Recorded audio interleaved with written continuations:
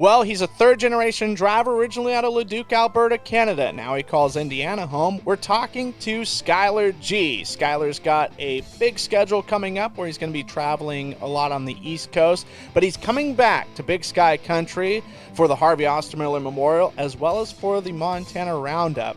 That interview is coming up next here on Getting Up to Speed after these messages. Dave's Home Supplies specializes in cabinets, flooring, and countertops. Visit their website at daveshomesupply.com to look at products, services, financing, and even a free estimate. Are you looking for bookkeeping, payroll, or income tax services? Then check out the folks at For You Simple Bookkeeping. They are a licensed tax preparer throughout the entire United States. For more information, click on the link in the description. This broadcast is brought to you by Meat Freaks Jerky Club. Get the best jerky the world has to offer straight to your door by visiting meatfreaksjerkyclub.com. Pick your box and plan, tell them where to ship, and receive and enjoy. Log on to meatfreaksjerky.com and use promo code SPEED. Well, on the phone with me with Getting Up to Speed, it's Skylar G. Skylar, it's been a while since we talked, but since we last talked many years ago, you've went on to do some incredible things. Relocated to Kokomo, Indiana, and have been racing a lot where you're at located in the country. Yes, sir. Yes, we have. Well, 2023 for you guys. You picked up 3 wins. May 12th at Attica Raceway Park, and then backed it up the next night at the track that Action built, Fremont Speedway. Most recent win, July 22nd at Fremont. You guys have gotten 7 podiums, 14 top 10s, and 28 starts. How would you rate yourself, though, for 2023? I think it's been pretty good. We probably should have won at least 2 or 3 more by now that we gave away and made some mistakes and had some good cars all year, but just haven't totally capitalized on all the opportunities we've gotten. But no, we've done some good things and had some good speed at the right places, and it's been a lot of fun. Well, and you're in one of those, I wouldn't say pocket because pocket would indicate that it's a tiny area. You're in a major hub. You know, there's Pennsylvania, there's the West Coast, there's, you know, the upper Midwest, and then Ohio, which is this blend of so much stuff between the Attica Fremont Championship Series, the Fast on Dirt Series, the Ohio Valley Sprint Car Association, just for 410 stuff, and there's a very healthy 360 scene there as well. There's a lot of racing in Ohio and a lot of tracks that provide sprint car racing. Yeah, we're really fortunate where we're at here, and everything is, for us to race is within a reasonable drive. I mean, we're 7.5 hours from Knoxville, 8.5 from Williams Grove, 3 to Attica. It's nowhere seems too far really from here, unless we're out to California or Washington. Yes. Yeah, then it's almost a transcontinental trip if you want to go from Skagit to go race in the Central Valley of California. Yeah. Well, and for you guys, when you were living in the Edmonton area, Leduc just south of Edmonton, you guys traveled a lot. You were going to California a lot. You guys were making a lot of runs in the Pacific Northwest. And, 2016, you won the ASCS Frontier Region Championship. Every race was an away game for you and your race team. Yeah. It's early on in my career, it was a lot of travel, and it was difficult, but it was I think it was really beneficial for where I'm at now, and as far as going to new racetracks or traveling and all that stuff, I think it helped me. But definitely early on, it was missing a lot of school on Fridays and Mondays to go racing, to go to Skagit or California or Montana, wherever we were thinking that week.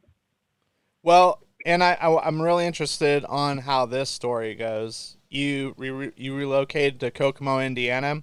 What happened to make that happen? I had actually been renting a shop Brownsburg, Indiana, which is, a lot of race teams are based out of the area there. Like, I think within 2-3 miles of where I was at, Tony Stewart Racing and John Force, and there's Sheldon Honsfeld's cars kept there. I could go on for probably an hour of the race teams that are kept around there, but Yeah. The shop I was renting went up for sale, and I couldn't afford to keep it, so we started looking around in the area. Cause, like I was saying, it's pretty central for where we want to race and what we want to do. And I was lucky enough at the time. It was 2021, spring of 21, so it was the housing market was pretty crazy, and we had just kind of gotten lucky. I found just over an acre and about a mile and a half from Kokomo Speedway. So we went, looked at it, made an offer, and got lucky enough to get it. Well, and prior to COVID and a little bit after that 2016 season in which you won the championship in Montana, essentially, you guys had been doing a lot of traveling outside of the normal rounds that you would do. West Coast, you guys had been with, I think, ASCS National Tour for a little bit, and then started to get into 410 stuff. And obviously, correct me if I'm wrong. Yeah. After that, we, 2018, we decided to try and race full time with the national tour. 17, I guess would have been the first year, and we did the full season with that. And I got to spend a lot of time with Travis Ryland there, and he let me stay at his shop for 6 months on and off, and I learned a lot from him, and I was really thankful for that. And that kind of got us a little bit more stable to where we could get some more sponsorship and get some better equipment and back it up again the following year. And we were able to pick up a national win in Montana. And, I think it was the same thing. I think we were close to winning probably 3 or 4 more national races and just couldn't quite get there. And, towards the end of the year, we bought a 410 or another 410 and really started racing that some more and had some good speed with it. And, we did kind of looked at the cost and talked to a lot of people about the All-Stars and, 410 racing. And, we'd made the transition to 410s and selling our 360 stuff and not spend too much money doing it. And relocating out this way was huge because it seemed to be able to race for quite a bit more money week to week and race more frequently. Like ASCS kind of has some big gaps in their schedule early in the season where it seems like out here once racing starts in late February, early March, it doesn't stop till October. It's every weekend. So I think it's really helped me a lot. Well, and when about time wise was the move from sort of the Midwest to Indiana for you guys and your team? Yeah, it would have been in the winter of 2019. Okay, right on the cusp of COVID. No, year prior. Oh, okay, there you go. All right. Yeah, end of 18, start of 19. Okay, because that was going to be my next question. So many of your fellow Canadians were sidelined for almost 2 full race season, especially the Western Canadian racers. They couldn't come into the States, or if they did, they had to have, like a seal from the Prime Minister to get across the border.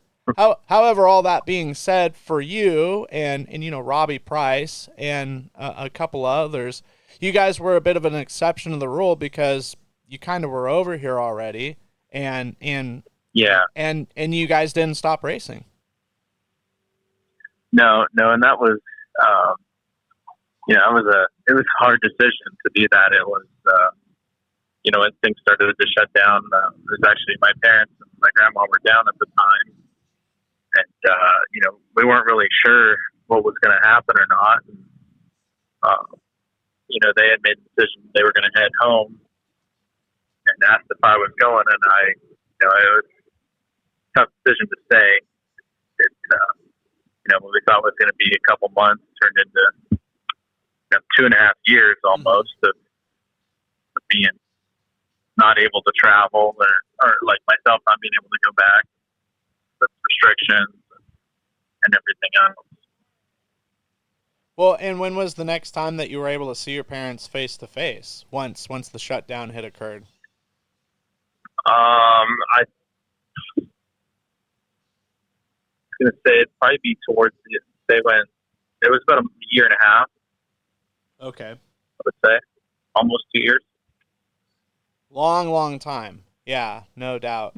Yeah, no doubt. And man, but you made the decision as of right now, no doubt was the right decision, because it's gotten you to keep racing, gotten you to some successful results, and it was just an unfortunate temporary separation. Yeah. It was a hard decision at the time, but it kind of led to some other opportunities. I got to drive for some other car owners and do some other things that I wouldn't have been able to do if I had decided to go home and sit out. Yes, and the scene, I mean, it's just a repeating thing. I sound like a broken record when I talk to, the McDonnells, Kelly Miller, yep, and the folks that are based in Alberta still, with Castro Raceway not running 360 sprints anymore, no more Gold Cup, at least in the form of a 360 event. You just kind of you hope and pray that something is going to come together very soon and 360s will get back there, because it's such a wonderful market. It's such a great racing atmosphere. That facility encompasses so much motorsports of all sorts of different varieties of it, whether it's road course, drag racing, all sorts of cool stuff. And hopefully things will be very soon kicking back up with 360. I heard that there's some new ownership and possibly some interest in them bringing back 360s. Yeah, I hope so. I think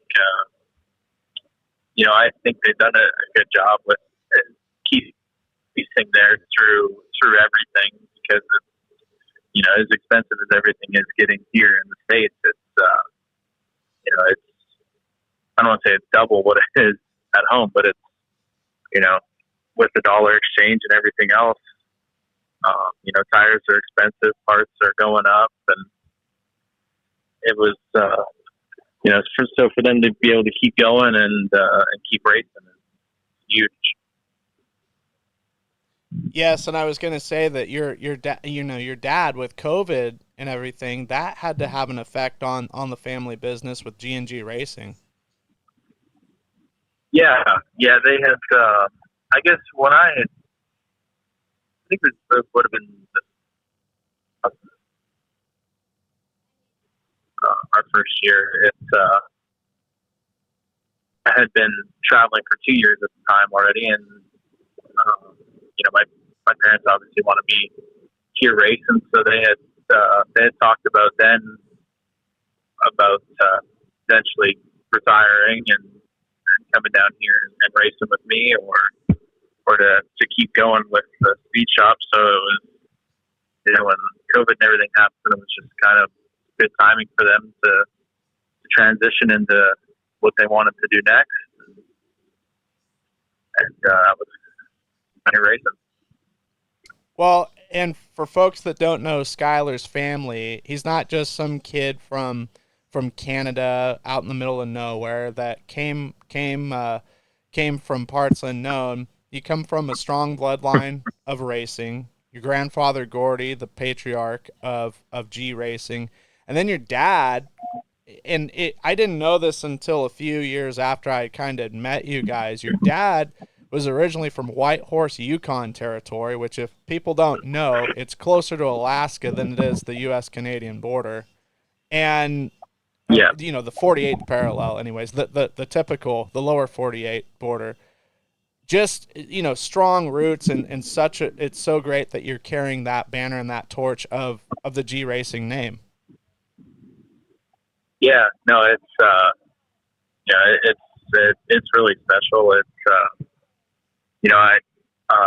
I wish that my grandpa had been able to come down here and do this with us as well. Outside of my dad,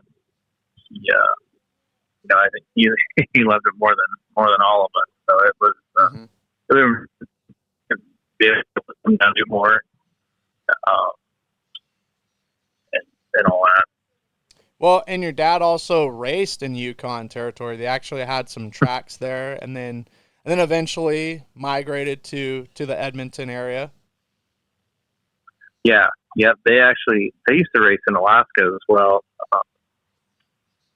I don't know all the names of the places off the top of my head, but sure. My dad can list them all and tell you when, where, and all that stuff. Well, and also for people that know, because there's fans that just maybe started watching the World of Outlaws the last couple of years, the last 10 years, or, perhaps COVID picked it up and have gotten the bug.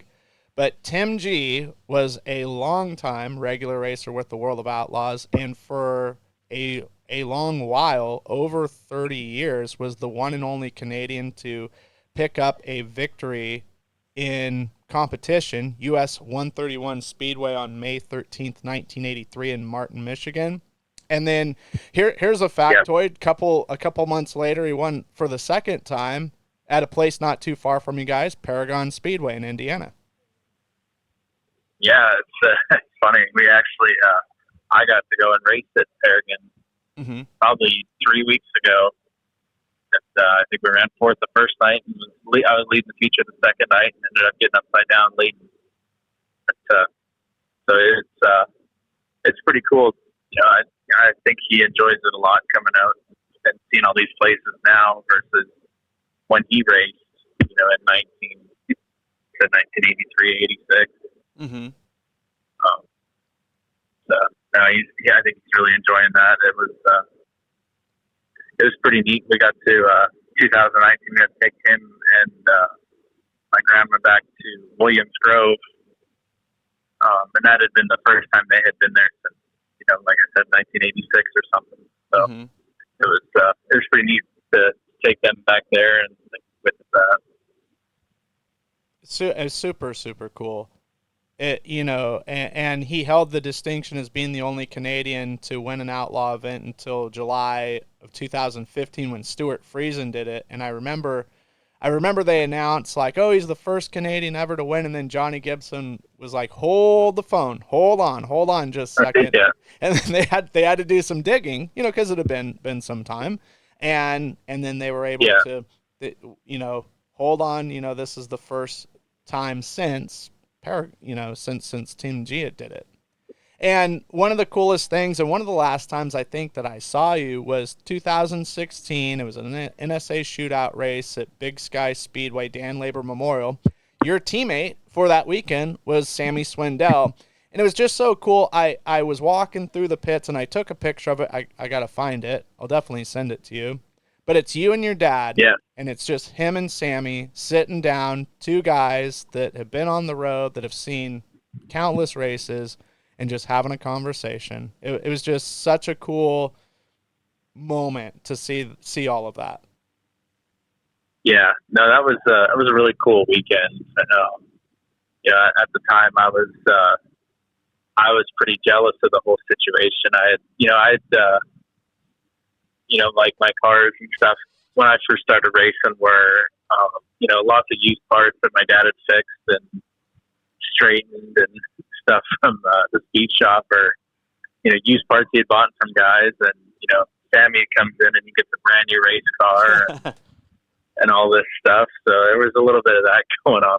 Sure. But, now that it's grown up a little bit since then, it was really, really good to do that. I mean, I still talk to Sammy to this day, and, I got questions. He's always, he got time to talk to me, and so it was worth every bit of it. Super cool. Super cool. Well, I got this question for you. I always remembered for the longest time seeing your dad as, I think it was number 4 for the most part when I saw him racing. And it seems like he had this big kind of comeback around like when I first started, reading about him, like racing against Northern Sprint Tour and coming back over to my part of the country was like about 2006 or so. But you have pretty much always been number 99. What was the story with that? It's when he raced down here in the 80s, he was number 88, okay. And I don't know where the number 4 came in to the timetable. When did? He's phoning a friend here. Yeah. Yeah, I guess it started off, he was having a bad luck string with the 88, so they decided to switch the number to 4. But, no, I'd always wanted to be number 16 growing up, and there's actually another guy at home there that raced, David Miller. I'm sure you've seen him. Yes. Oh, yes, David Miller. And he was number 16, so my dad said, well, if you can't have the same number as somebody else, you're going to have to pick a different one. And I said, well, what about number 99? There you go. Yeah, I was gonna say not a common number. Although there were was it Tyler Pensman up there from St. Albert area? I guess he had a 99 at one point. So Jeff Beck's teammate. Yeah, when he drove for Pat. Yes, which is a sponsor of you guys, Pat Beck Motorsports. Yep. Yeah. Pat's done more than I could ever ask of him throughout my career race. So it's, I've known them guys since I was born, probably. Been around the racetrack, him and Tyler, Jeff, all those guys. Well, you're in Indiana these days. How often or how much are you able to watch or consume any ice hockey action? Is it a little bit? Obviously, in-person stuff is a little bit on the limited side. Yeah. No, I keep up quite a bit. I don't usually miss many Oilers games throughout the season, but yes. This last year we were still racing, I think, when they played in Columbus, so I didn't get to go to that one. But I think this year we might have to go up to Chicago when they play. I think that's only about 2.5 hours from my house. So. Okay. Nice to get some live action this summer or this winter and check out that new draft pick they got. Yeah. Still my favorite guy in the NHL, Connor McDavid, number 97. So. Yeah. I remember when they brought him up, it seemed like it was yesterday. Yeah. Yeah, now that Connor Bedard, he's going to be quite the player as well. Yes. Well, and you had a stint in junior hockey, right? Yeah, a little bit. Great. It was kind of in a, I guess, transitional point where we were just starting full-time racing. So I never got into it very much. Mm-hmm. I would say it was probably less than 20 games. Okay. Hey, it's better than less than 10. That's for sure. Yeah, no, it was a pretty short stint, but I wanted to do it and was able to get a spot. Mm-hmm. Well, as the great one Wayne Gretzky said, you miss 100% of the of the shots you don't take. So there you go. Yeah. Well, for sure. For racing side, here we are. It's August, and August, it seems like, is just blowing by. For your guys' schedule, like in which remains, what is on the plan, or what are you hoping to do as long as everything goes okay? Well, I guess the next couple weeks is going to actually fly up to Billings here, I think this coming Friday, and drive for Nubby and Richie Peterson and the Nelson brothers for the 2-day show at Billings, and then I think the weekend after at Great Falls as well. Mm-hmm. We had talked about doing that now as well. So the next 2 weeks are up there, and then I think I fly back Sunday and head out to Port Royal for Monday for the Labor Day Classic, and then we're into Tuscarora 50. I think the weekend after that, the Four Crown at Eldora, and some high limit races, and some more World of Outlaw races to finish the year off. Cool. That's totally awesome. And are you guys formulating anything, or as far as changing anything for next year for 2024? You're just gonna kind of keep it the same, run around Ohio, chase some all-star stuff, chase some high limit and outlaw races? Yeah, I'm not sure. I know we've had conversation about doing the all-star deal or stuff like that, or some full-time high limit stuff. I think there's some speculation on what's going on for the high limit stuff for next year. I think there's going to be a bunch more races, but yes. I don't think that's been confirmed 100% yet. It's going to be an interesting winter, that's for sure. Yeah, I think we're just going to kind of wait and see what happens schedule-wise. When things start to come out around December, and then make the best decision we can as far as where we think we're at with our team, and go from there. It sounds wonderful. It's been great catching up with you, Skylar. Like I said, it's been a while since we talked to each other, but I'd like to give you the floor for just a little bit as far as sponsors, marketing partners, special people. I mean, you can thank your parents again, of course, and your family. Just people you'd like to acknowledge for making 2023 happen. Yeah, I got to thank Logan and Rebecca Fenton for the opportunity to race the last 2 years. They took a big chance, and we built a team basically from the ground up, and in a span of about a month and a half, 2 months, which we've had some growing pains there last year and some more this year, but we seem to be getting much better every time we go. So just try to build off of it every week. And I got to thank Pat Beck and the whole Beck family, Paul and Tanis Grenberg,